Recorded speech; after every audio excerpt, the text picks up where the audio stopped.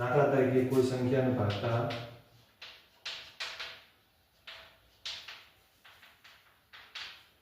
કોઈ સંખ્યા વડે કોઈ સંખ્યાને 36 વડે ભાગતા 12 શેષ વધે છે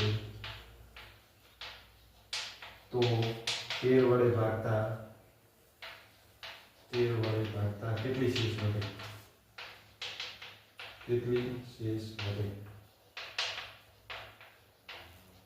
તો આમ મિત્રો જો શું કરવાનું, પહેલા તો બે સંખ્યા છે 36 વડે કોઈક સંખ્યાને ભાગી હશે, 36 વડે આ સંખ્યા કઈ છે આપણને x તરીકે ખબર નથી, તો એને ભાગતા આપણને શેષ કેટલી મળે છે? તો શેષ 12 મળે છે. શેષ 12 મળી છે તો મતલબ કહેવાય માંગે છે તો હું 13 વડે આ સંખ્યા, આ જે સંખ્યા છે તે આ સંખ્યાને હું 13 વડે ભાગું તો મને આ સંખ્યા શેષ તરીકે આ જે 12 શેષ મળે છે એવી શેષ અહીં કેટલી મળે એવું કહેવા માંગે છે.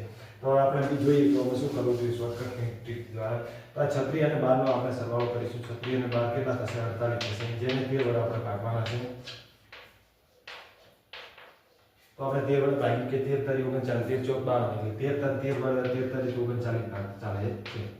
તો આપણે જોઈએ કોઈ કેટલા વધે છે? તો 9. તો આપણે અને 13 આ સંખ્યા જે x તરીકે મળતી હતી એને 9 વડે ભાગીશું તો મતલબ કે આપણે શેષ 13 વડે ભાગતા 9 શેષ મળે.